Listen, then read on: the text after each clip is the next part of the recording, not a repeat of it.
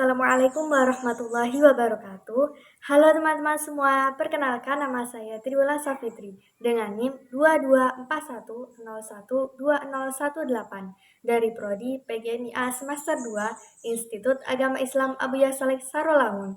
Video ini saya buat untuk memenuhi tugas ujian akhir semester mata kuliah Pendidikan Anti Korupsi dengan dosen pengampu Bapak Arsanur Rahman SPDI MPD.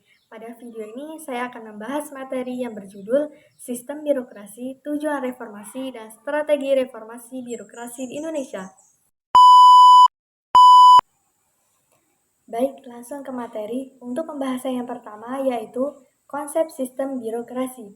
Birokrasi dalam pengertian umum merupakan sistem administrasi dan manajemen yang diajukan oleh pegawai negeri atau aparatur sipil negara dalam menyelenggarakan tugas-tugas pemerintahan.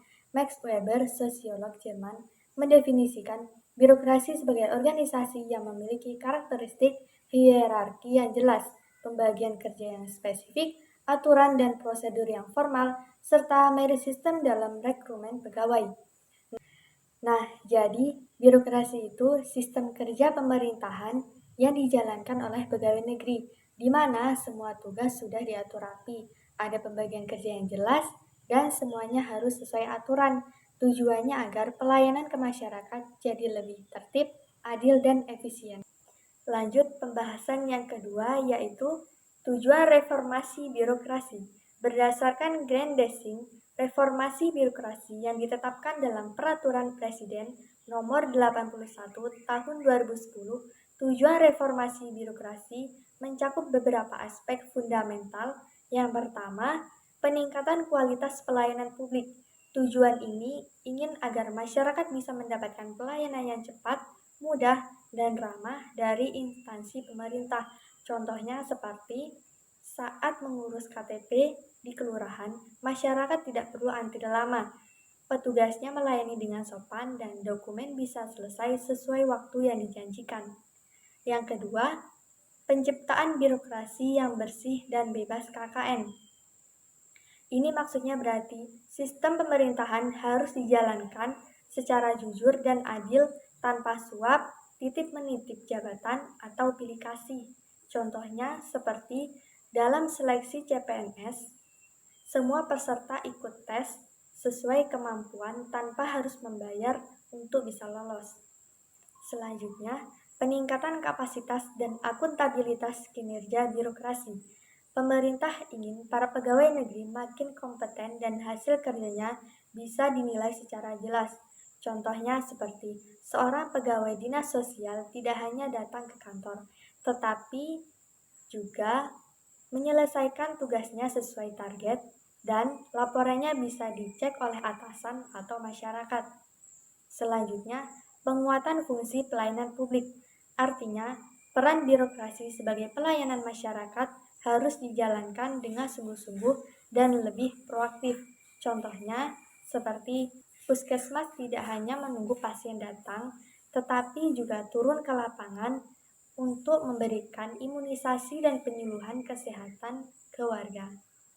Lanjut pembahasan yang ketiga yaitu strategi reformasi birokrasi di Indonesia. Yang pertama, penataan peraturan perundang-undangan yaitu menyederhanakan dan menyesuaikan aturan agar tidak tumpang tindih serta mudah dipahami dan dilaksanakan. Yang kedua, penataan dan penguatan organisasi, yaitu menata struktur organisasi agar lebih ramping, jelas fungsinya, dan tidak boros anggaran. Yang ketiga, penataan tata laksana, memperbaiki sistem kerja agar lebih efisien, transparan, dan memanfaatkan teknologi.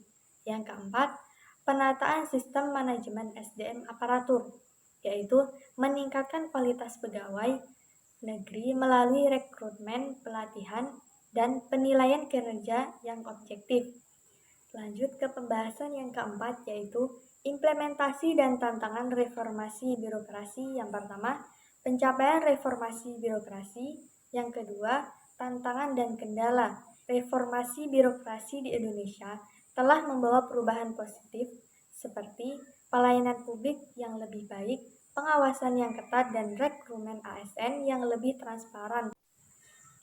Baik, kesimpulan dari materi ini adalah birokrasi di Indonesia sudah banyak berubah. Sekarang jadi lebih profesional dan fokus melayani masyarakat. Tujuannya agar pemerintahan berjalan baik dan birokrasinya bisa melayani dengan lebih transparan, bertanggung jawab, dan melibatkan pihak. Baik, itulah tadi materi yang dapat saya sampaikan. Mohon maaf apabila ada salah kata ataupun salah penyampaian dalam materi. Saya mohon maaf yang sebesar-besarnya. Saya akhiri. Wassalamualaikum warahmatullahi wabarakatuh. Dah.